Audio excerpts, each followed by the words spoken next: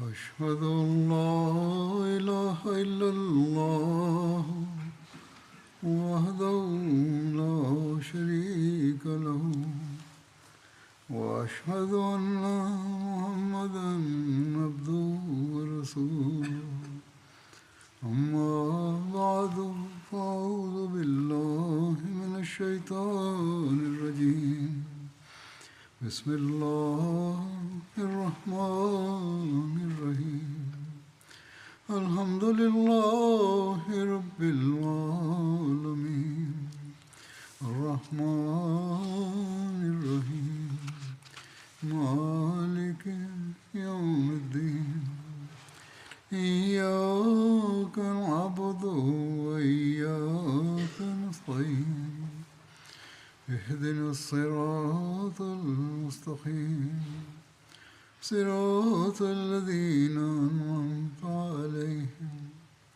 غير المغضوب عليهم ولا الضالين. Hadrat Muslim Maud radhiyallahu a également évoqué les circonstances de la bataille d'Al-Ahzab. Je vais en détailler les événements. Il déclare: une partie considérable de Médine était protégée par la tranchée, tandis que d'autres zones étaient entourées de collines, de bâtiments en dur et de vergers. Par conséquent, l'armée ennemie ne pouvait pas lancer une attaque directe. Les mécréants ont tenu conseil et ont suggéré d'impliquer la troisième tribu juive encore présente à Médine, les Banu Qurayda. Ils souhaitaient les impliquer dans leur plan. De cette manière, les ennemis espéraient ouvrir une voie d'accès à Médine. Ainsi, après avoir tenu conseil, Huyay bin Akhtab, le chef exilé des Banu Nadir, dont les intrigues avaient rassemblé toute l'Arabie contre Médine, fut chargé par Abu Sufyan, le commandant des armées ennemies, de rallier les Banu Qurayda à leur cause. Huyay bin Akhtab s'est rendu aux forteresses des Banu Qurayda et il a sollicité une rencontre avec leur chef. Les chefs des Banu Qurayda ont refusé dans un premier temps. Mais Huyay les a convaincus que toute l'Arabie était unie pour détruire les musulmans et que leur cité ne pouvait à elle seule résister à une telle force. Et il leur a présenté l'armée venue combattre les musulmans comme une mer impétueuse. Ainsi, il a incité les Banu Qurayda à la trahison et à la violation de leur pacte. La décision a été prise que l'armée ennemie tenterait de franchir la tranchée par l'avant, et une fois cette tâche accomplie, les Banu Qurayda attaqueraient par l'arrière, s'infiltrant dans la partie de Médine où les femmes et les enfants avaient été laissés sans protection par les musulmans qui croyaient en la loyauté des Banu Qurayda. De cette manière, les musulmans seraient pris en tenaille et anéantis. Les hommes, les femmes et les enfants musulmans seront tous tués d'un seul assaut. Si les mécréants avaient remporté ne serait-ce qu'un petit succès dans cette stratégie, les musulmans n'auraient plus aucun refuge sûr. Les Banu Qurayda étaient les alliés des musulmans, et même s'ils n'avaient pas participé ouvertement à la bataille, les musulmans espéraient qu'aucune attaque ne serait lancée contre Médine de leur côté. C'est pourquoi leur flanc était entièrement laissé sans défense.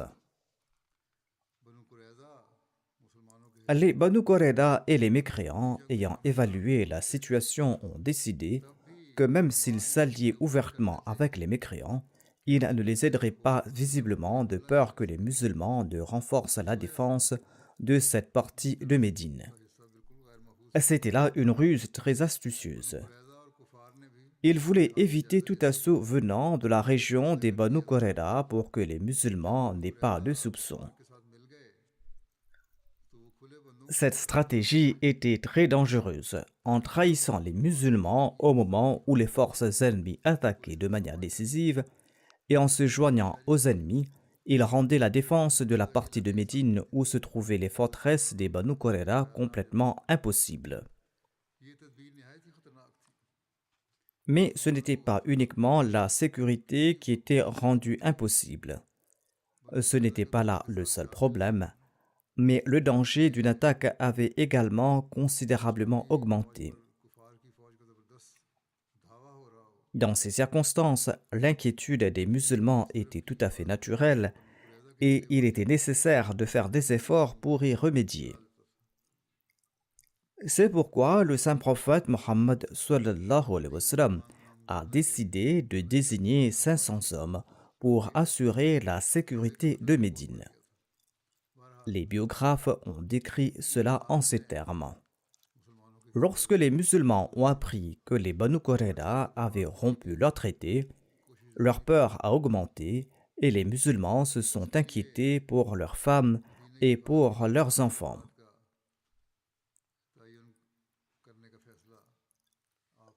Les musulmans se sont retrouvés dans une situation similaire à celle décrite par Allah dans le Saint-Coran. Allah qui déclare à ce propos: إذ جاءوكم من فوقكم ومن أسفل منكم وإذ زاغت الأبصار وبلغت القلوب الحناجر وتظنون بالله ظنونا.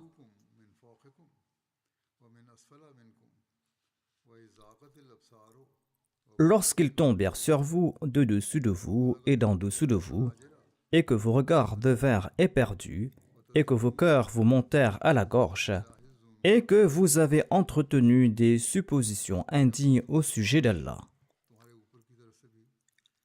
Le messager d'Allah, sallallahu alayhi wa sallam, et les musulmans se trouvaient face à l'ennemi.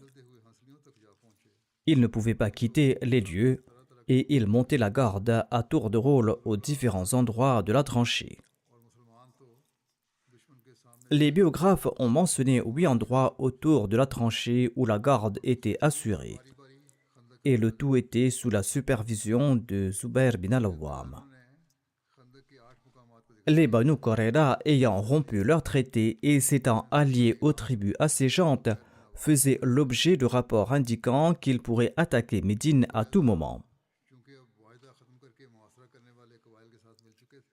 Lorsque le saint prophète Mohammed lui en a été informé, il a envoyé Salama bin Aslam avec 200 hommes et Zayd bin Haritha avec 300 hommes pour assurer la sécurité de Médine.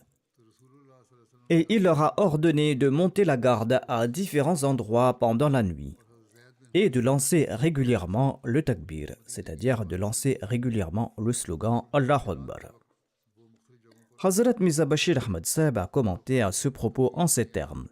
À cette époque, en ce qui concerne les moyens apparents, l'horizon de Médine était très sombre et lugubre. Sur les 4 fronts de la ville, des milliers d'ennemis assoiffés de sang avaient installé leur camp. Tous étaient en embuscade pour trouver une opportunité afin de se jeter sur les musulmans et les anéantir. À l'intérieur de la ville, à portée de main des musulmans, se trouvaient les perfides Banu Qurayza, qui n'étaient pas moins qu'une armée féroce en eux-mêmes, se vantant de centaines de jeunes hommes armés. Ils étaient en mesure d'attaquer les musulmans par l'arrière quand bon leur semblait ou quand une opportunité se présentait. Les femmes et les enfants musulmans qui résidaient dans la ville étaient des proies faciles pour eux à tout moment. En raison de cet état de choses dont la réalité est évidente pour tout homme perspicace, une immense peur et une terreur frappèrent les musulmans les plus faibles et les hypocrites critiquèrent ouvertement cette décision en disant « Ma wa'adana Allahu wa rasuluhu illa ghurura ». Il semble que la promesse de Dieu et de son messager concernant la victoire et le triomphe des musulmans n'était que mensonge. Divers hypocrites se sont présentés au saint prophète Mohammed sallallahu alayhi wa sallam et ils ont commencé à dire « Ô messager d'Allah sallallahu alayhi wa sallam, nos maisons sont complètement sans protection dans la ville. Veuillez nous accorder la permission de rester dans nos maisons pour les défendre. » En réponse à cela, la révélation divine suivante a été envoyée « Wa ma hiya bi awratin » In yuriduna illa firara. Il est faux de dire que ces gens s'inquiétaient du fait que leur maison était exposée. En fait, ils tentaient tout simplement de fuir le champ de bataille. C'est à ce moment précis, cependant, que les musulmans sincères ont montré la force de leur foi. Le Coran témoigne à ce sujet. وَلَمَّا رَأَى الْمُؤْمِنُونَ الْأَحْزَابَ قَالُوا هَذَا مَا وَعَدَنَا اللَّهُ وَرَسُولُهُ وَصَدَقَ اللَّهُ وَرَسُولُهُ وَمَا زَادَهُمْ إِلَّا إِيمَانًا وَتَسْلِيمًا. Et quand les croyants ont vu l'armée des incroyants, ils ont déclaré « C'est ce que Dieu et son messager nous promettaient. En effet, Dieu et son messager sont véridiques. » Par conséquent, cette attaque n'a fait qu'ajouter à leur foi et à leur soumission. Cependant, tous ressentaient également la vulnérabilité de la situation et les circonstances menaçantes. À cet égard, Allah déclare إِذْ جَاءُوكُمْ مِنْ فَوْقِكُمْ وَمِنْ أَسْفَلَ مِنْكُمْ وَإِذْ زَاغَتِ الْأَبْصَارُ وَبَلَغَتِ الْقُلُوبُ الْحَنَاجِرَ وَتَظُنُّونَ بِاللَّهِ ظُنُونًا. Il est dit dans ce verset: Souvenez-vous du temps où l'armée des incroyants est venue par-dessus de vous et par-dessous de vous en horde, et quand vos yeux ont été submergés d'anxiété, et que vos cœurs est arrivé à votre gorge, et que vous avez commencé à entretenir diverses pensées sur Allah. Ce temps-là était en effet un temps d'épreuve douloureuse pour les croyants, et ils ont été ébranlés d'une secousse violente. À un moment aussi périlleux, comment ce petit groupe de musulmans composé de personnes aux dispositions plus faibles et d'hypocrites pourrait-il combattre l'ennemi? Il n'avait même pas assez d'hommes pour organiser correctement la garde aux postes moins sécurisés. Par conséquent, ce devoir difficile du jour et de la nuit a complètement épuisé les musulmans. D'autre part, en raison de la trahison des Banu Qurayza, il était nécessaire de renforcer la sécurité dans les rues et les ruelles de la ville afin de protéger les femmes et les enfants. Les guerriers incroyants ont épuisé toutes les avenues possibles pour tenter d'agoniser les musulmans. Parfois, ils se rassemblaient au point le plus faible et lançaient une attaque et les musulmans étaient obligés de se regrouper là-bas en défense. À cela, les incroyants redirigeaient immédiatement leurs forces et pressaient un autre point et les pauvres musulmans se hâtaient dans cette direction. En d'autres occasions, ils menaient une attaque en 2 ou 3 points simultanément et la force musulmane était dispersée en fragments plus petits. Parfois, le cours des événements prenait une forme extrêmement délicate et l'armée des incroyants pénétrait presque les points les plus faibles pour entrer dans la ville. Ces attaques à part entière étaient généralement repoussées par les musulmans avec des flèches. Cependant, parfois, une stratégie employée par les guerriers incroyants consistait à ce qu'un contingent bombarde les musulmans de flèches pour les retenir, tandis qu'un autre contingent prenait d'assaut un point plus faible du fossé et menait une attaque générale dans le but de traverser le fossé. Cette méthode de guerre se poursuivait de l'aube jusqu'au crépuscule et parfois même pendant des heures de la nuit. Selon les recueils d'histoire, à une occasion, le saint prophète Mohammed lui a consulté les compagnons, en particulier les Ansar. Il a consulté ses compagnons sur une trêve avec les Ghatafan. Hazrat Mirza Bashir Ahmad Sahib a écrit à ce propos: Ces jours-là furent des jours de grande douleur, d'appréhension et de danger. Au fur et à mesure que le siège s'allongeait, les musulmans commencèrent naturellement à perdre leur force pour se battre, bien qu'ils étaient pleins de foi et de sincérité. Mais leurs corps, qui fonctionnaient bien sûr selon la loi matérielle de la nature, commencèrent à faiblir. Lorsque le saint prophète Mohammed lui a été témoin de cette situation, il a fait appel à 2 chefs des Ansar, Sa'ad bin Mu'adh et Sa'ad bin Ubada. Et il leur a rappelé les circonstances et il leur a demandé conseil. Le saint prophète Mohammed lui a même proposé: Si vous êtes d'accord, il est également possible que nous donnions à la tribu Ghatafan une partie de notre richesse afin d'éviter cette guerre. Sa'ad bin Mu'adh et Sa'ad bin Ubada ont répondu à l'unisson: Ô messager d'Allah, sallallahu alayhi wa sallam, si vous avez reçu une révélation divine à cet égard, eh bien, nous sommes prêts à suivre vos instructions. Dans ce cas, très certainement, nous allons suivre cette proposition avec joie. Le saint prophète Mohammed sallallahu alayhi wa sallam a répondu: non, non, je n'ai reçu aucune révélation divine en la matière. Je ne fais que présenter cette suggestion en raison de la difficulté que vous devez subir. Les deux Sa'd, Sa'd bin Mu'adh et Sa'd bin Ubada, ont répondu à l'unisson. Notre suggestion est que, étant donné que nous n'avons rien donné à un ennemi lorsque nous étions idolâtres, pourquoi est-ce que nous le ferons en tant que musulmans?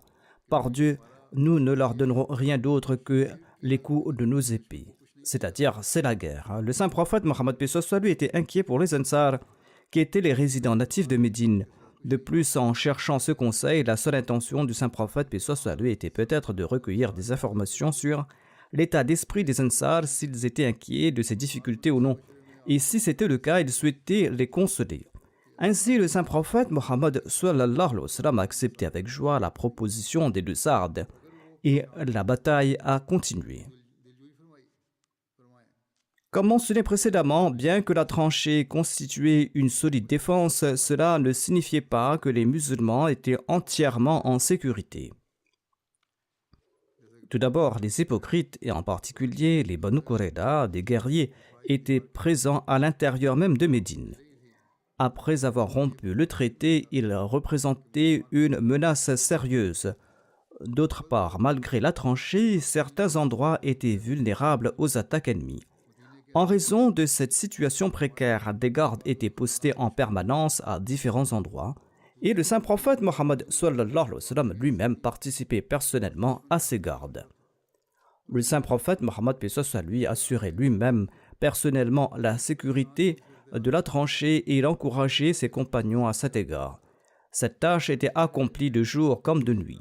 Les nuits de Médine étaient très froides et la faim s'ajoutait aux difficultés des musulmans. Aïcha radhiyallahu anha rapporte que le messager d'Allah sallallahu alayhi wa sallam se rendait aux brèches de la tranchée pour monter la garde. Lorsque l'envoyé d'Allah sallallahu alayhi wa sallam avait froid, il venait me voir pour se réchauffer. Ensuite, il retournait à la tranchée en disant: j'ai peur que les ennemis ne pénètrent par là. Aïcha radhiyallahu anha relate qu'un jour, le saint prophète, paix soit lui, se reposait et il était tellement fatigué qu'il a déclaré que je souhaiterais qu'un homme vertueux monte la garde à cet endroit ce soir. À ce moment-là, il a entendu le bruit d'armes. Le saint prophète Mohammed sallallahu alayhi wa sallam a demandé: qui est là? Sa'd bin Abi Waqqas a répondu: ô messager d'Allah sallallahu alayhi wa sallam, c'est moi Sa'd. Je suis venu monter la garde pour vous protéger. Au lieu de le laisser le protéger, le saint prophète Mohammed sallallahu alayhi wa sallam lui a dit: va à tel endroit. La tranchée est faible à cet endroit-là, monte la garde là-bas. L'amour et la loyauté des compagnons dévoués du saint prophète Mohammed sallallahu alayhi wa sallam étaient extraordinaires, comme le démontre leur sincérité. D'autre part, nous voyons également l'exemple du saint prophète Mohammed sallallahu alayhi wa sallam qui se mettait de l'avant. Le saint prophète Mohammed lui se présentait et il était un homme si courageux qu'il ne se souciait pas de sa propre vie, mais il se souciait de la vie des habitants de Médine. Et il était souvent présent partout. Et quand il se retirait apparemment dans sa tente pour se reposer, on le trouvait le plus souvent prosterné devant Dieu en prière. Ainsi, Salma, l'épouse du saint prophète Mohammed lui relate: j'étais présente avec le messager d'Allah sallallahu alayhi wa sallam pendant la bataille de la tranchée et nous avions très froid. Une nuit, j'ai vu le saint prophète Mohammed lui se lever et prier dans sa tente aussi longtemps qu'Allah l'a souhaité. C'est-à-dire qu'il a accompli une très longue prière autant qu'il le pouvait. Le saint prophète Mohammed lui est sorti de la tente après avoir observé un moment. Je l'ai entendu dire: les cavaliers des polythéistes tentent de traverser la tranchée. Il a appelé Abbad bin Bishr qui a répondu: je suis là à votre service. Le saint prophète Mohammed lui demanda: y a-t-il quelqu'un d'autre avec toi? Il répondit: oui, mes compagnons et moi montons la garde autour de votre tente. Le saint prophète Mohammed lui a déclaré: prends tes compagnons et fais le tour de la tranchée. Les cavaliers des polythéistes sont en train de tourner autour de la tranchée. Ils espèrent vous attaquer par surprise. Et le saint prophète Mohammed sallallahu alayhi wa sallam a prié en ces termes: Ô Allah, éloigne de nous leur mal, aide-nous contre eux et donne-nous la victoire sur eux. Nul ne peut les vaincre sauf toi. Abbad bin Bishr est parti avec ses compagnons, tandis qu'Abu Sufyan bin Harb et ses hommes tournaient tout près de la partie étroite de la tranchée. Les musulmans les ont repérés et ils leur ont lancé des pierres et des flèches, et ils les ont forcés à rebrousser chemin, et l'ennemi s'est retiré de là. Abbad bin Bishr rapporte qu'il est revenu auprès du messager d'Allah sallallahu alayhi wa sallam, et il a trouvé l'envoyé d'Allah, paix soit lui, en prière, et il a informé le saint prophète, paix soit lui, de la situation. Salama rapporte qu'Allah ait pitié d'Abbad bin Bishr, car parmi tous les compagnons, il était celui qui restait le plus souvent tout près de la tente du messager d'Allah sallallahu alayhi wa sallam. Il montait toujours la garde pour lui.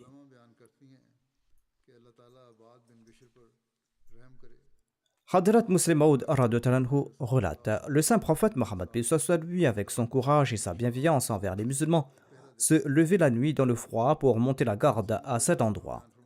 Aïcha relate qu'il se fatiguait en montant la garde. Et épuisé par le froid, le saint prophète Mohammed, paix soit lui, revenait se coucher un moment sous une couverture. Mais dès que son corps se réchauffait, il retournait garder cette brèche. À force de se réveiller ainsi, il était un jour complètement épuisé et il a déclaré pendant la nuit: si seulement il y avait un musulman sincère et je pourrais me reposer. À ce moment-là, la voix de Sa'ad bin Abi Waqqas s'est fait entendre. L'envoyé d'Allah, paix soit lui, a demandé: pourquoi es-tu venu? Il a répondu: je suis venu assurer votre protection. Le saint prophète a déclaré: je n'ai pas besoin de protection, va à tel endroit où le bord de la tranchée est brisé, monte la garde là-bas afin que les musulmans soient en sécurité. Ainsi, Saad est parti monter la garde à cet endroit et le saint prophète, paix soit lui, s'est endormi.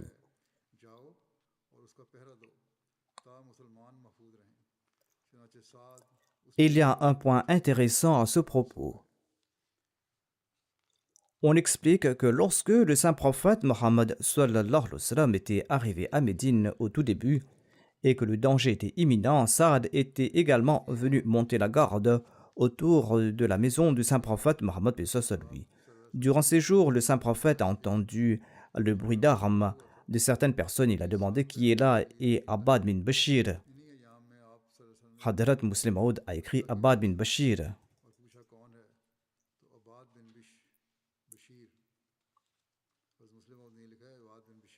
Dans le volume 20 d'Anwar al-Urum, ce nom est écrit Abbad bin Bashir. Il s'agit d'une erreur d'écriture. En tout cas, cette citation d'Anwar al-Urum est tirée de la Sirat al-Halbiya où le nom mentionné est Abbad bin Bishr.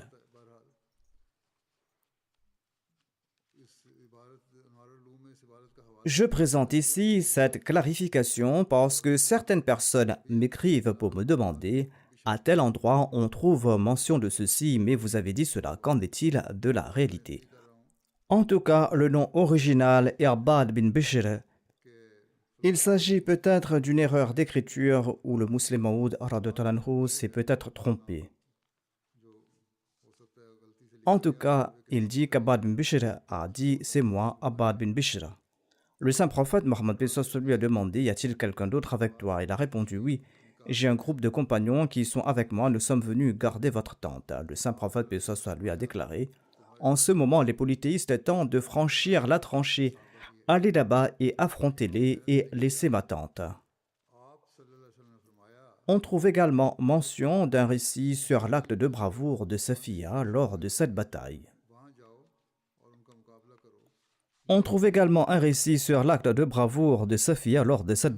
Selon les récits, les épouses du saint prophète Mohammed, paix soit lui, ainsi que sa tante Safiya bint Abdel Muttalib, étaient avec d'autres femmes dans un fort appelé Farah.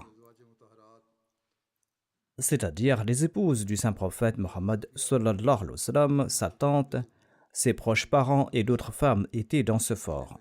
Et Hassan bin Thabit était le responsable de ce fort. Lorsque les Banu Qurayda ont rompu leur pacte, les Juifs de cet endroit ont également commencé à chercher d'une manière ou d'une autre à nuire aux musulmans. Safiya, la tante du saint prophète Mohammed sallallahu alayhi wa sallam, relate: une fois, 10 Juifs sont venus et ont commencé à tourner autour de notre forteresse comme s'ils cherchaient une opportunité pour y pénétrer. Et c'est là qu'un Juif s'est approché très près du mur du fort. Je le regardais et j'ai dit à Hassan: « Oh Hassan, va là-bas et affronte ce Juif. » Il a répondu: « Ô fils d'Abdul Muttalib, par Allah, tu sais très bien que je n'en suis pas capable.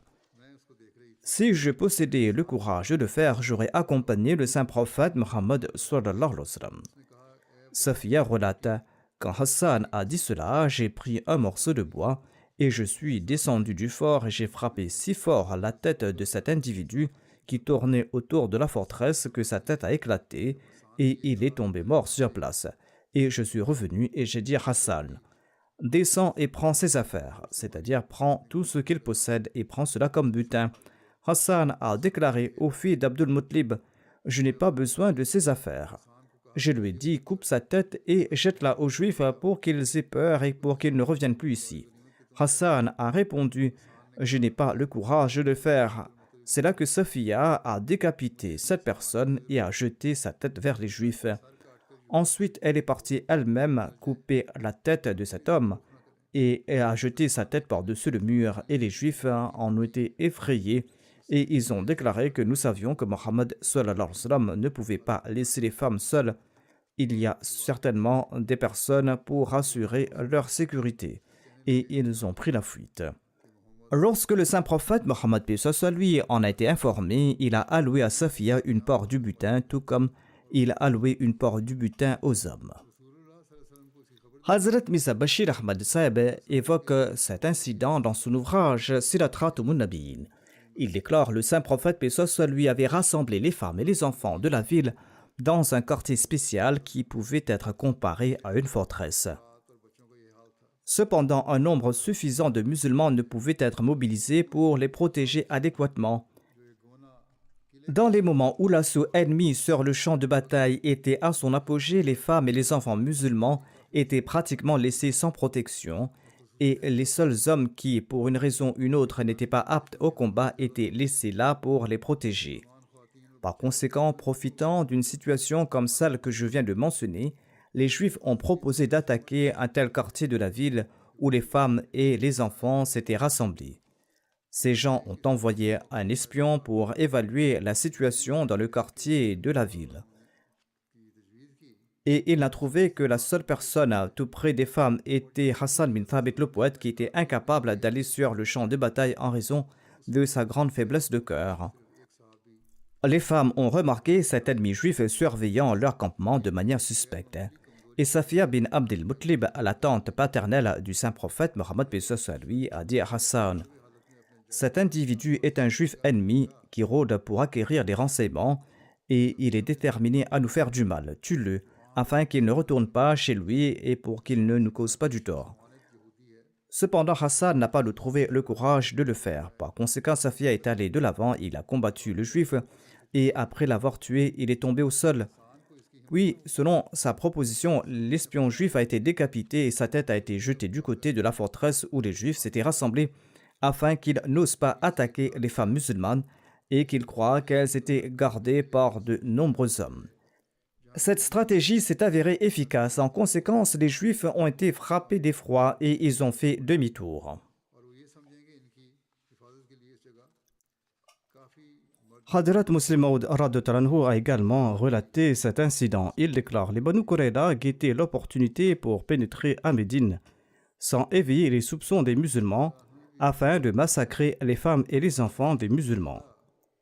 Un jour, les Banu Qurayza ont envoyé un espion pour vérifier si les femmes et les enfants des musulmans étaient seuls ou s'ils avaient avec eux un nombre suffisant de soldats pour les protéger. Cet espion s'est approché de l'enceinte spéciale où étaient rassemblées les familles particulièrement menacées par l'ennemi, et cet espion s'est mis à rôder et à regarder autour de lui pour voir si des soldats musulmans n'avaient pas été cachés quelque part. Alors qu'il était encore en train d'espionner, Safiya, la tante du saint prophète Mohammed sallallahu alayhi wa sallam, l'a vu. Par hasard, un seul homme musulman était présent là-bas et il était malade. Safia lui a dit, « Cet homme est en train de rôder dans le quartier des femmes depuis longtemps et il ne semble pas vouloir partir. Et il est en train de regarder autour de lui, il s'agit certainement d'un espion. Affronte-le de peur que l'ennemi, après avoir recueilli toutes les informations, ne nous attaque. » Ce compagnon malade a refusé de le faire. C'est là que Safia a pris un grand bâton et elle a affronté cet homme et a réussi avec l'aide des autres femmes à le tuer. Les enquêtes ultérieures ont révélé qu'il s'agissait d'un juif et d'un espion des Banu Qurayda. Face à ce constat, les musulmans étaient encore plus alarmés. Ils ont compris que cette partie de Médine n'était plus en sécurité. Cependant, face à la pression ennemie sur le front principal, ils ne pouvaient plus assurer la protection de ce côté. Cependant, le saint prophète Mohammed lui a accordé la priorité à la protection des femmes et il a assigné 500 soldats sur les 1200 disponibles à cette tâche au sein de la ville, laissant ainsi seulement 700 soldats pour défendre la tranchée et affronter une armée de 18 à 20 000 soldats ennemis. L'épisode du combat d'Ali contre Amr bin Abdewoud al-Amri est également rapporté. Voici les détails à ce propos. Lorsque l'armée des mécréants a assiégé Médine, leurs chefs ont décidé d'attaquer en masse. Ils ont commencé à chercher un endroit étroit de la tranchée où ils pourraient envoyer leurs cavaliers pour atteindre le saint prophète Mohammed et ses compagnons. Finalement, ils trouvèrent un passage étroit où les musulmans n'étaient pas vigilants. C'est ainsi qu'Ikrama bin Abi Jahl, Nawfal bin Abdullah, Dirar bin Khattab, Hubayra bin Abu Wahab et Amr bin Abdewoud traversèrent la tranchée à cet endroit. Amr bin Abdewoud était un guerrier si courageux qu'il était considéré comme l'équivalent de 1000 hommes en Arabie. Blessé à la bataille de Badr, il n'avait pas pu participer à la bataille d'Uhud en raison de ses blessures. Et il avait juré de ne pas s'enduire la tête d'huile tant qu'il n'aurait pas tué Mohammed sallallahu alayhi wa sallam. Qu'Allah nous en préserve. Ayant franchi le fossé, il cria d'une voix arrogante, « Ô vous qui aspirez au paradis !» Il traversa la tranchée et lança un défi aux musulmans d'une voix forte. « Ô vous qui aspirez au paradis, venez ici afin que je vous envoie au paradis ou que vous m'envoyez en enfer. » Lorsque personne ne le défia, Ali se leva et le saint prophète Mohammed lui l'arrêta en disant « Ali, face à toi se trouve Amr bin Abdewoud. » Mais lorsque ce dernier lança un deuxième, ensuite un troisième défi, Ali s'est levé. Le saint prophète, paix soit lui, ne l'a pas empêché. L'envoyé d'Allah, paix soit lui, a placé son turban sur la tête d'Ali et lui a donné son épée et il l'a envoyé au combat en récitant une invocation. Ali s'est avancé et il a dit à Amr, « J'ai entendu dire que tu avais fait le serment d'accepter une demande de quiconque parmi les Quraysh qui te demande deux choses. » Amr a répondu, « Oui. » Ali a dit, « Alors ma première demande est que tu embrasses l'islam et que tu reconnaisses le saint prophète Mohammed paix soit lui, afin d'hériter les récompenses divines. » Amr a répondu, « Cela n'est pas possible. » Ali a déclaré, « Si cela ne te convient pas, alors prépare-toi à me combattre. » Amr s'est mis à rire et a dit, « Je ne pensais pas que quelqu'un oserait me dire de telles paroles. » Ensuite, il a demandé le nom et la lignée d'Ali. Lorsque Ali a présenté sa réponse, Amr a répondu, « Ton père était mon ami, alors va-t'en et envoie quelqu'un de plus âgé. » Il a appelé Ali neveu. Et il lui a dit, « Neveu, tu es encore jeune, je ne veux pas verser ton sang. Envoie quelqu'un de plus âgé que toi. » Ali a déclaré, « Toi, tu ne veux pas verser mon sang, mais moi, je n'hésiterai pas à verser le tien. » Tout enragé, Amr a sauté de son cheval. Il a fait tomber son cheval en lui coupant les jarrets et il l'a tué.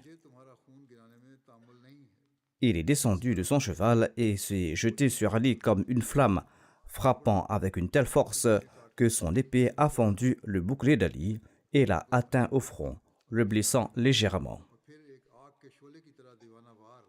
Mais dans le même instant, Ali a lancé le cri Allahu Akbar et a riposté d'un coup si puissant que son ennemi en tentant de se protéger, a été blessé à l'épaule par l'épée d'Ali et il s'est effondré en mourant. Selon certains récits, il est dit qu'Amr accepterait l'une des 3 demandes qu'on lui ferait. La première dans ce cas était de retourner chez lui. Lorsque Ali lui avait fait cette proposition, il l'avait incluse parmi les 3 options. Amr avait refusé, ensuite Ali lui avait proposé de se convertir à l'islam et enfin de le combattre. Après la mort d'Amr, ses compagnons terrifiés se sont enfuis à cheval. Zubair s'est lancé à leur trousse et il a tué Nawfal bin Abdillah. Un autre de leurs compagnons, Huwaira bin Abu Wahab, époux de la sœur de Ali ou Mehani, l'a frappé d'un coup d'épée si puissant qu'il a tranché la clavicule du cheval. D'après un autre récit, après la mort d'Amr, Huwaira et Zirar bin Khitab s'en sont pris à Ali, mais ils ont dû rebrousser chemin devant la vigueur de sa réplique. Tellement pressé était Huwaira de fuir qu'il a abandonné sa cuirasse, lui qui était réputé pour être l'un des plus valeureux cavaliers des Korachites. Selon un récit, lorsque Zirar bin Khattab, le frère de Omar, a pris la fuite, ce dernier l'a poursuivi. Zirar s'est arrêté soudainement et s'est apprêté à attaquer Omar avec une lance, mais il a renoncé à son geste. Il s'est alors adressé à Omar en ces termes et lui a dit ceci: « Ô Omar, souviens-toi de cette faveur que je te fais en ne t'attaquant pas. »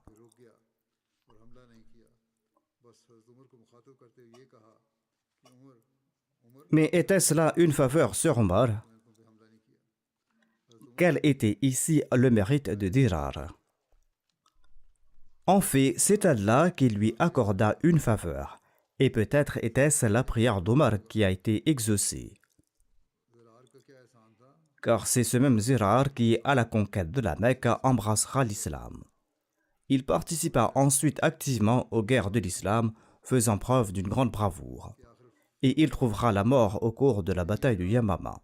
Selon certains récits, il ne serait pas mort au combat, mais a vécu longtemps et serait décédé en tant que musulman par la suite.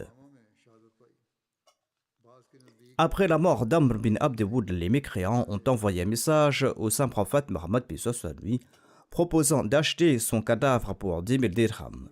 Le saint prophète à lui a répondu: « Emportez-le, nous ne mangeons pas le prix des morts. » Selon certaines versions, Nawfal bin Abdillah a été tué dans des circonstances différentes. Il se trouve qu'un jour, monté sur son cheval, il tenta de franchir la tranchée, mais le cheval ne put sauter et tomba dans la tranchée avec son cavalier. C'est ainsi qu'Allah l'a tué et sa nuque s'est brisée dans la chute.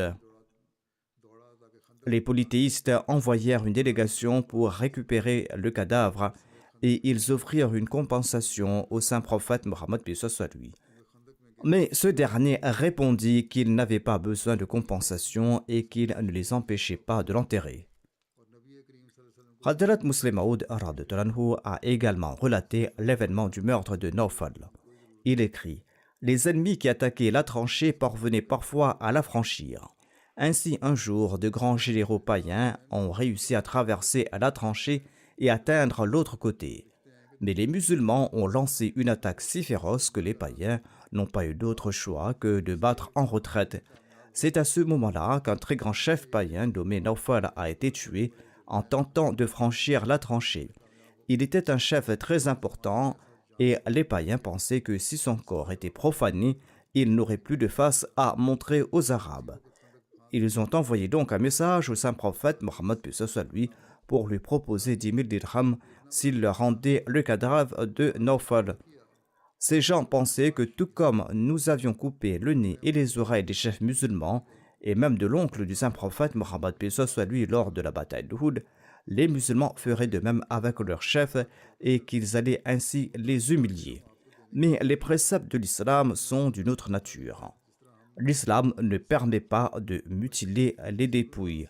Ainsi, lorsque le message des mécréants est parvenu au saint prophète Mohammed lui, il a déclaré: « Qu'avons-nous à faire avec ce cadavre? À quoi nous servirait-il que nous prenions une compensation de vous en échange? Prenez avec grand plaisir le cadavre de cet homme. Nous n'avons rien à voir avec cela.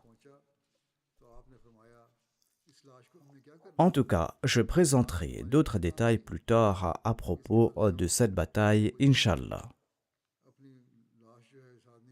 Les ijtimas de la Lajna Imaïla et de l'Ansarullah du Royaume-Uni débutent ce week-end, voire aujourd'hui.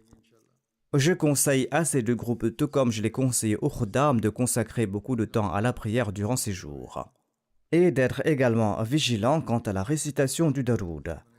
Qu'Allah vous accorde la capacité d'agir en ce sens et d'accomplir les objectifs de ces ijtimas au lieu de perdre votre temps dans des activités récréatives et dans des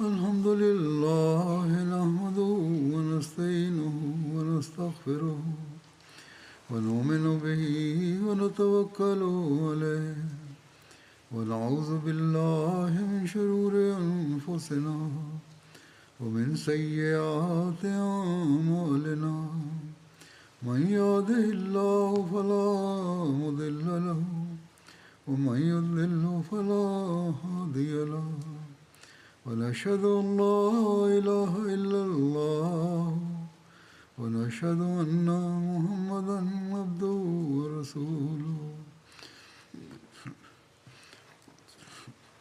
عباد الله رحمكم الله إن الله يأمر بالعدل والإحسان وإيتاء ذي القربى وينهى عن الفحشاء والمنكر والبغي يعظكم لعلكم تذكرون اذكروا الله يذكركم وادعوه يستجب لكم ولذكر الله أكبر